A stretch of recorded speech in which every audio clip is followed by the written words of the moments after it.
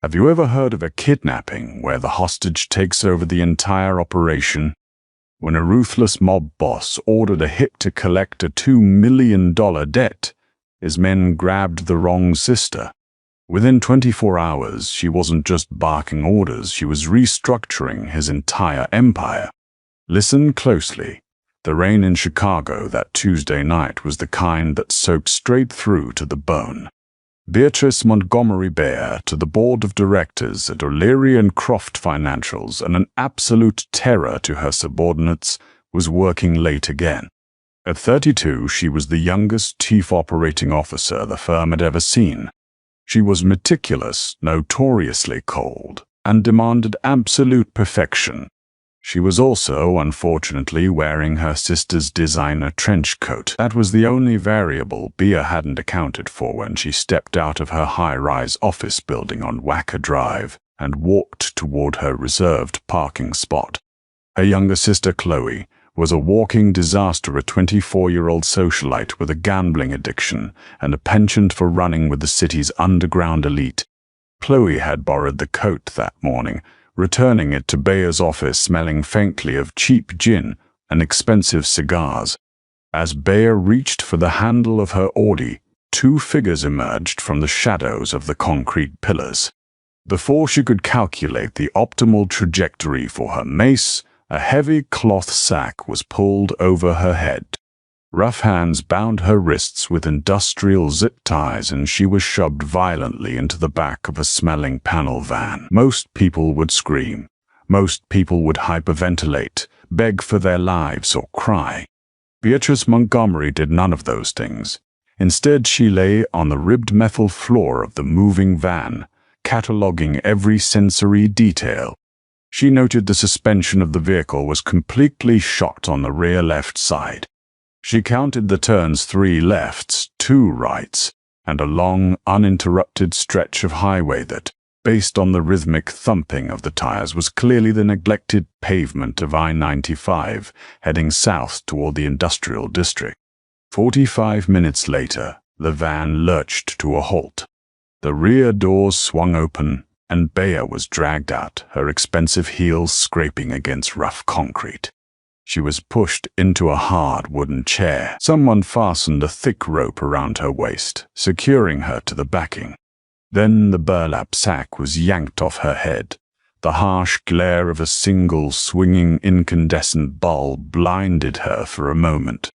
When her vision cleared, she found herself in a sprawling, dilapidated warehouse. The air tasted of rust, mildew, and stale coffee. Standing before her were 2 men who looked like they had been cast out of a low-budget gangster film. "Don't try anything stupid, Blondie," the taller one grunted. He had a thick scar running through his left eyebrow and was aggressively chewing on a matchstick. "The boss will be here in a minute. You're gonna sit quiet." Bea blinked, her icy blue eyes adjusting to the dim light. She looked down at the zip ties cutting into her wrists, then up at the men. "Who secured these ties?" Bea asked. Her voice wasn't trembling. It was sharp, flat, and echoed off the corrugated metal walls with authoritative annoyance. The 2 thugs exchanged a bewildered look. "What?" The shorter one muttered. "I asked who secured these zip ties," Bea repeated, leaning forward as much as the rope would allow. "Because they are fastened at a 45-degree angle over my radius bone. If I twist my arm clockwise, the locking mechanism will snap within 10 seconds. It's amateurish. Furthermore, the rope you used around my waist is a braided nylon blend. It stretches up to 15% under tension.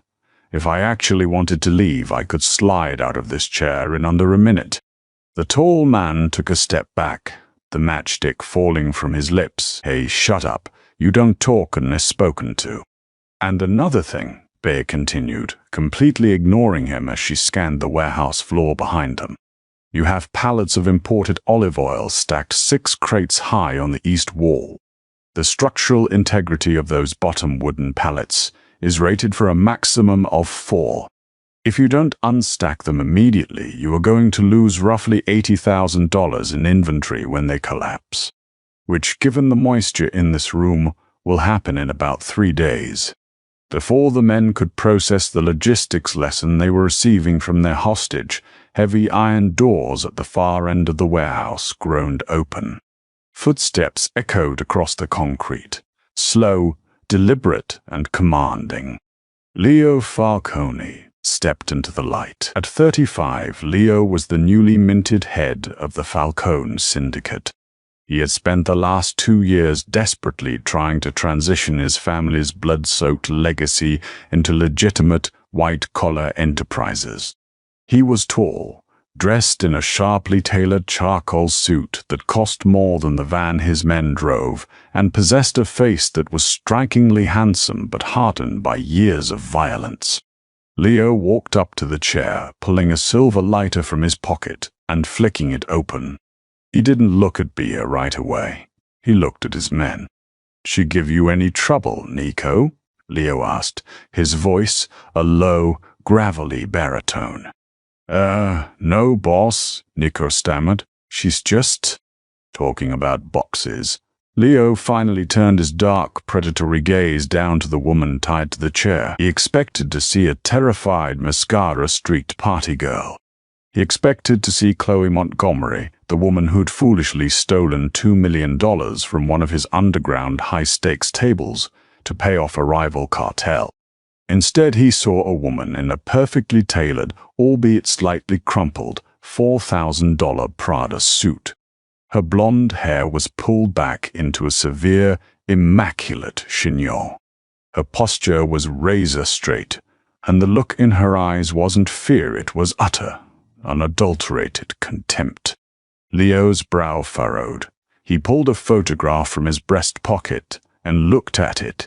It was a picture of a blonde woman, laughing, holding a champagne flute. He looked back at Bea. They shared the same bone structure, the same hair color, but the aura was entirely different. "You're not Chloe," Leo stated, the realization hitting him like a physical blow. The coldness in his chest morphed into a dangerous, simmering anger. He rounded on his men. "Who is this?" "Boss, she had the coat," Nico protested, shrinking back. "She came out of the building, got into the car." "You idiots," Leo hissed, rubbing the bridge of his nose. He turned back to Bea. "I apologize for the inconvenience.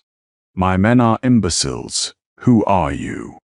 "My name is Beatrice Montgomery," she said, her voice dropping the temperature in the room by 10 degrees. "I'm Chloe's older sister, and you, I presume, are the man she owes an exorbitant amount of money to." Leo raised an eyebrow. "Word travels fast." "Math travels fast," Bea corrected him. "Chloe's offshore accounts have been bleeding capital for 6 months. I audited her finances last week. $2 million, untraceable, vanished into a shell corporation heavily linked to the Falcone family's front businesses." It wasn't hard to connect the dots. Leo stared at her. Hostages were supposed to cry. They were supposed to plead. They weren't supposed to casually admit to auditing offshore mob accounts. "Cut her loose," Leo ordered. Nico scrambled forward with a pocket knife, hastily slicing the zip ties and the nylon rope. Bea stood up, smoothing the wrinkles from her skirt with agonizing precision. She rubbed her wrists once, then looked Leo dead in the eye. "Now," Bea said, her tone suddenly shifting to the crisp, commanding voice she used in boardroom negotiations. "Someone get me a decent cup of coffee. We have business to discuss, and I refuse to do it in a room that smells like a tetanus infection." Leo Falcone had negotiated with cartel bosses, corrupt politicians, and heavily armed rivals. He had never in his entire life been ordered around in his own warehouse by a woman he had just kidnapped. For a long moment, the warehouse was dead silent. Nico and his partner Carmine held their breath, waiting for their boss to pull his weapon and end the insolence. Instead, a slow, dark smirk spread across Leo's face. He gestured toward a glass-paneled office situated on a raised mezzanine overlooking the warehouse floor. "My office is upstairs. It has espresso," Leo said smoothly. After you, Miss Montgomery. Bea didn't hesitate. She marched toward the steel staircase, her heels clicking rhythmically, leaving Leo to follow in her wake. Once inside the office, which was surprisingly clean and furnished with dark leather and mahogany, Bea took the liberty of sitting in the heavy executive chair behind Leo's desk. Leo paused in the doorway, watching her commandeer his space. He walked over to a small espresso machine in the corner, started brewing 2 cups, and leaned against the counter, crossing his arms. "You're remarkably calm for a woman sitting in a Mafia safe house," Leo observed. "Panic is a wasted emotion, Mr. Falcone. It burns calories and clouds judgment," Bea replied, picking up a pen from his desk and twirling it between her fingers. "Let's get straight to the facts. Chloe owes you $2 million. My sister is a financial black hole. She doesn't have the money. If you kill her, you get nothing. If you kill me, my firm's automated fail-safes will release a comprehensive dossier of your money laundering routes to the FBI within 48 hours. Leo's eyes narrowed. He handed her a demi-tasse cup, taking the seat opposite his own desk. "You bluff well. Check your Cayman accounts," Bea said simply, taking a sip of the espresso. "Specifically the shell company registered under Blue Horizon Logistics. I rerouted $300,000 of your capital into a holding account this afternoon, just to prove I could. I can put it back, or I can burn it." Leo didn't move, but the tension in his jaw tightened. If she was telling the truth, she had bypassed firewalls his top security experts swore were impenetrable. "Why are you telling me this?" "Because," Bea set her cup down, resting her elbows on the desk, "I am willing to pay off my sister's debt. But I will not just hand you $2 million. I don't give away capital without a return on investment. You want an ROI from a Mafia boss." Leo let out a low, humorless laugh. "What exactly do you propose, Beatrice? You want stock in my protection rackets?" "No, I want to fix your supply chain." Barr leaned back, pointing out the glass window to the warehouse floor below. "I've been sitting here for 10 minutes, and I've already noticed catastrophic inefficiencies in your legitimate front operations. Your trucks are parked facing the wrong loading docks, which cost you roughly 20 minutes of turnaround time per vehicle. Your manifest system is clearly paper-based. I saw Carmine holding a clipboard. In 2026, that is inexcusable." Leo frowned, looking down at his men below. "My father ran this business on paper for 40 years. Your father is dead, and his methods are currently hemorrhaging your profits," Bea snapped, her corporate ruthlessness fully taking over. "Furthermore, you have a leak." That got Leo's attention. His posture straightened, the casual demeanor vanishing. "Excuse me. I ran the numbers while I was tied to that chair," Bea said, her eyes locking onto his. "You have 60 pallets of electronics down there. Based on the cubic square footage of those boxes versus the capacity of the 3 delivery trucks you have parked outside, you are shipping out 10% less inventory than you bring in. It's not a clerical error. The weight distributions are off. Someone on your crew is skimming off the top, right under your nose, and falsifying the paper manifests to cover the gaps." Leo stood up slowly. He looked through the glass, his eyes scanning his men on the floor. Carmine, Nico, and 3 others managing the loaders. If she was right, someone he trusted was stealing from the family. In his world, that meant a death sentence. But more importantly, it meant this cold, calculating woman had deduced in 10 minutes what his entire management team had missed for months. "Let's say you're right," Leo said, his voice dangerously soft as he turned back to her. "What's the deal?" "Simple," Bea replied, her tone unwavering. "I will come in as a shadow consultant for Falcone Logistics. I will restructure your entire front-facing operation. I will digitize your manifests, optimize your supply routes, and plug the financial leaks that are bleeding you dry. In exchange, you forgive Chloe's $2 million debt. Once I increase your quarterly profit margin by 20%, which will comfortably cover the $2 million we part ways. My sister's slate is wiped clean, and my hands are washed of you." Leo stared at her. The audacity was staggering. She wasn't just negotiating for her life. She was offering a hostile corporate takeover of a Mafia front. He found himself inexplicably fascinated. The women in his world were either terrified of him or trying to use him for his money. Beatrice Montgomery was trying to optimize him. "You're proposing a partnership," Leo said, taking a slow step toward the desk. "I am proposing a mutually beneficial transaction," Bea corrected, refusing to break eye contact. "But make no mistake, Mr. Falcone. During this transaction, I will be in charge of the books. You handle the violence, the intimidation, and whatever else it is you do in the shadows. But the spreadsheets, the money, you answer to me." Leo leaned over the desk, his face inches from hers.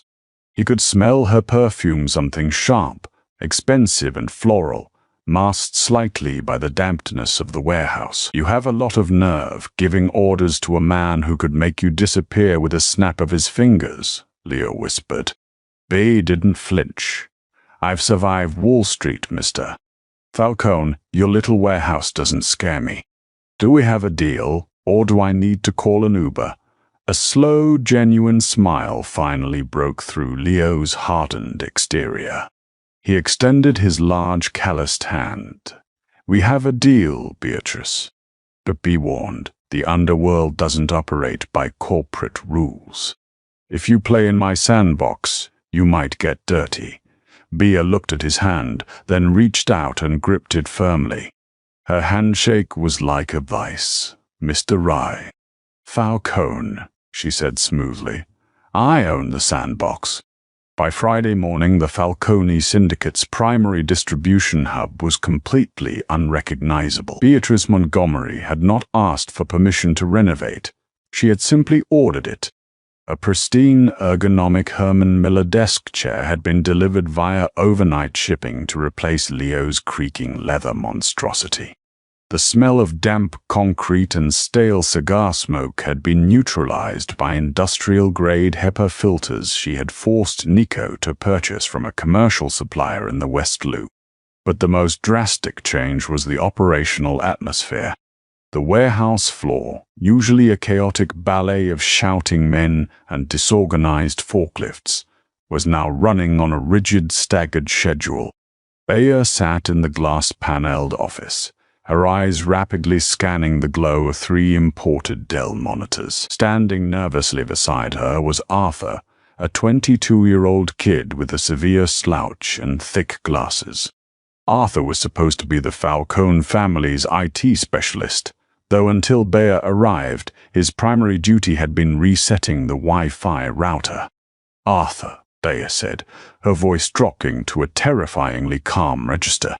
She didn't look away from the screen. "Look at the manifest for the outbound shipment to the Navy Pier holding facility on the 14th. Arthur leaned in, wiping sweaty palms on his jeans. "Yeah, Miss Montgomery. It says 60 crates of automotive parts.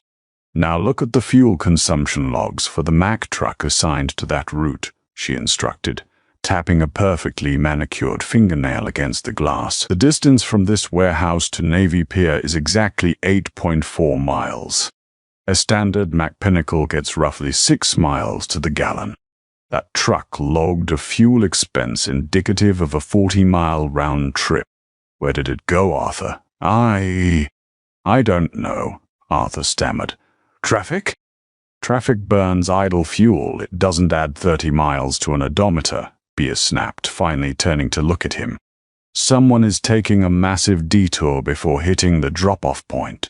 Cross-reference the GPS telemetry data from the truck's onboard diagnostics with the commercial leasing contract signed last month."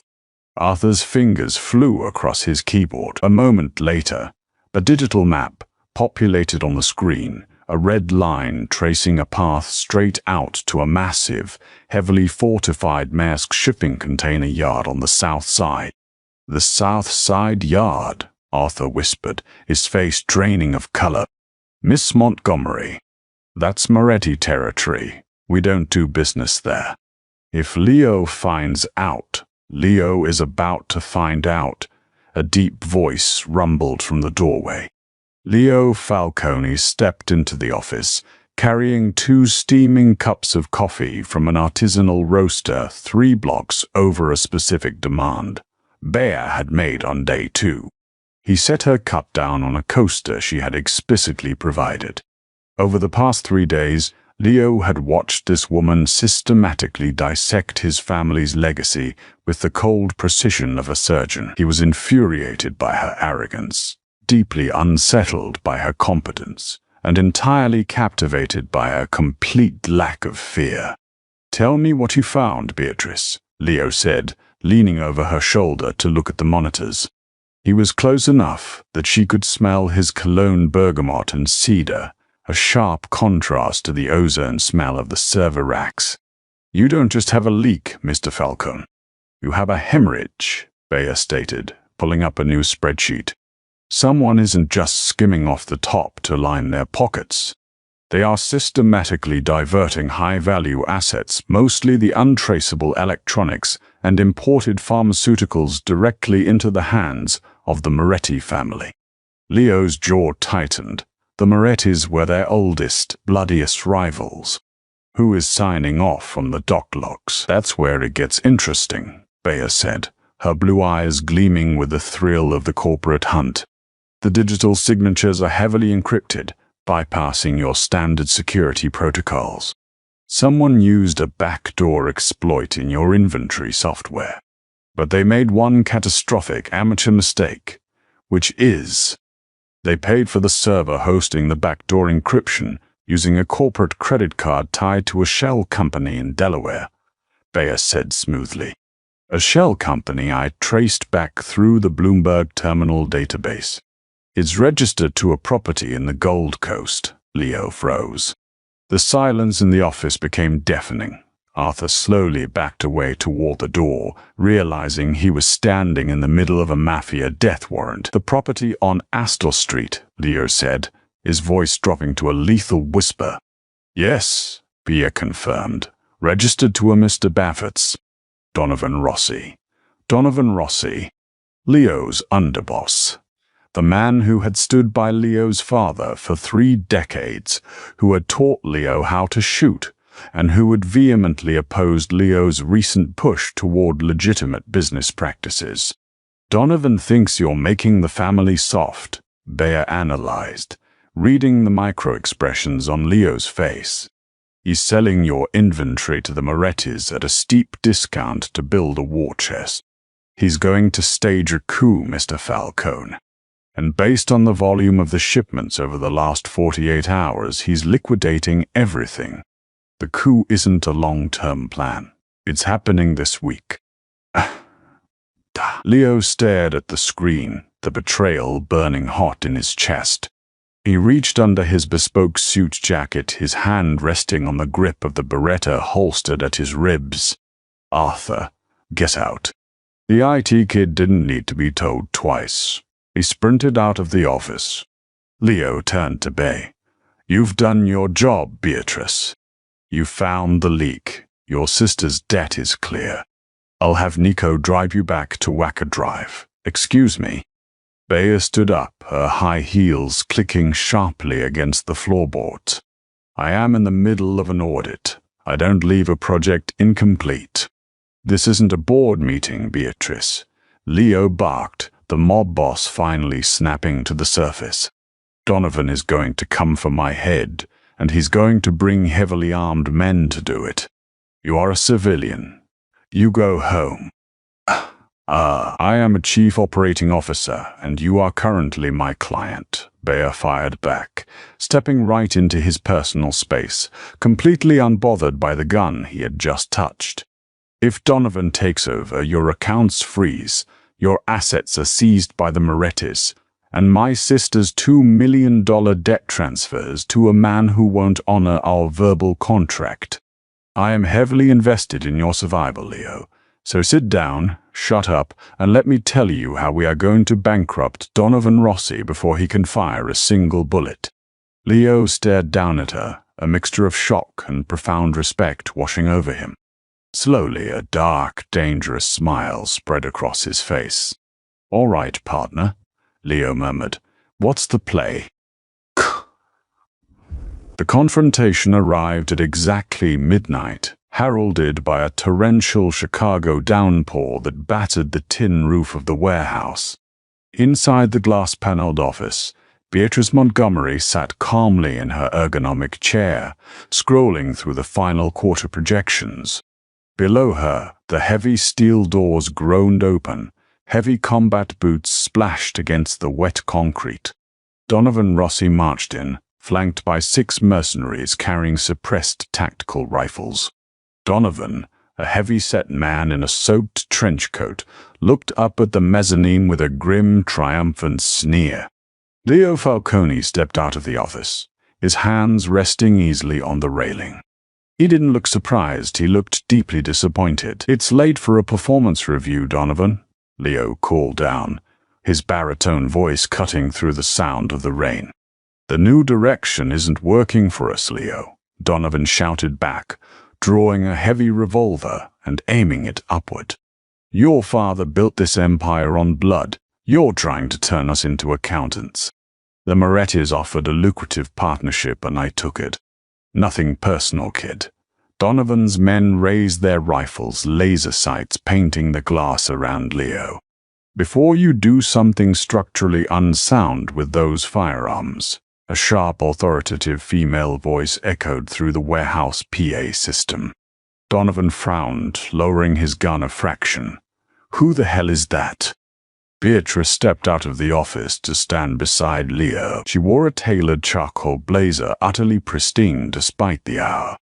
In her left hand, she held a sleek silver tablet. "My name is Beatrice Montgomery," she announced, her voice projecting with boardroom clarity. "I am the interim financial consultant for this organization.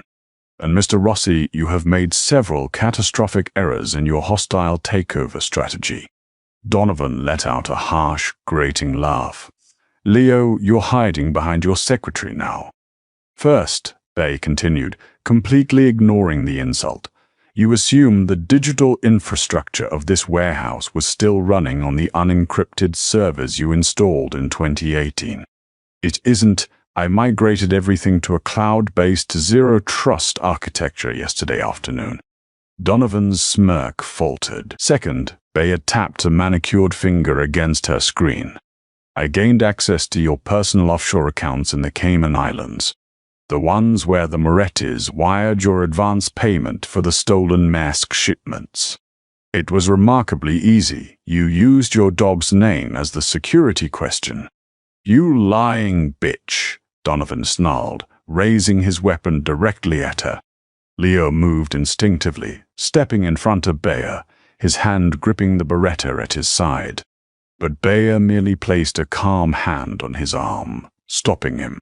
"Shoot me, Mr. Rossi," Bayer said, a tone absolute ice. "But you should know I have instituted a dead man's switch. The Cayman accounts holding your $12 million in retirement funds have been frozen by a multi-signature smart contract. If I do not input a specialized alphanumeric cipher into this tablet every 60 minutes, the contract executes." The warehouse fell dead silent, save for the relentless rain. "And what does the contract do?" Donovan asked, panic bleeding into his voice. "It legally transfers the entire $12 million to the federal pension fund of the Chicago Police Department as an anonymous charitable donation." Bayer smiled a terrifying, predatory expression. Simultaneously, it emails the unredacted transaction logs directly to the FBI field office on Roosevelt Road. "You won't just be broke, Donovan. You'll be federal property by sunrise." Donovan's mercenaries exchanged nervous glances. They were paid for hits, not high-level cyber extortion. She's bluffing, Donovan barked. Kill them. Way 6. Am I? Bea challenged. She pressed a single button on her tablet. Down on the floor, Donovan's encrypted smartphone buzzed violently. He yanked it from his pocket. It was an automated SMS alert from his offshore Swiss banker. Alert, account 84B restricted, pending wire transfer initiation. Donovan's face turned the color of wet ash. The gun trembled in his grip. He had mastered physical intimidation, but facing absolute financial annihilation, he was powerless. Stand down, Donovan choked out, staring at the screen. Drop the rifles. Drop them! Realizing their payday had evaporated into the digital ether, the mercenaries slowly placed their weapons on the concrete. Leo descended the steel staircase with terrifying speed, his own loyal men emerging from the shadows. Within seconds, Donovan and his crew were disarmed and forced to their knees. Leo stood over his former mentor. You forgot the first rule my father taught us, Donovan. Always know who you're doing business with. He glanced up at the mezzanine, where Bea was casually typing an email.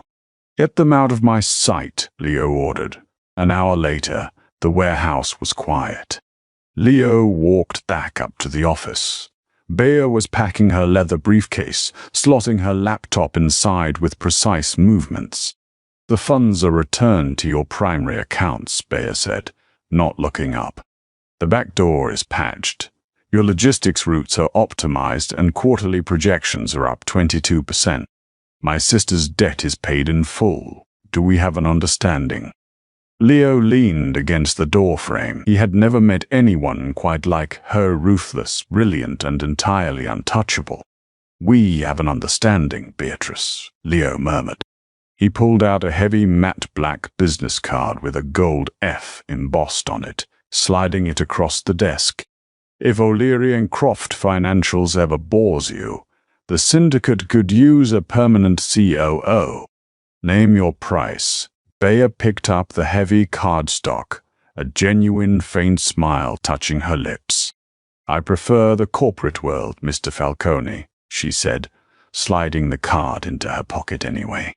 The severance packages are slightly less fatal. She picked up her briefcase and walked past him, her heels clicking against the floorboards.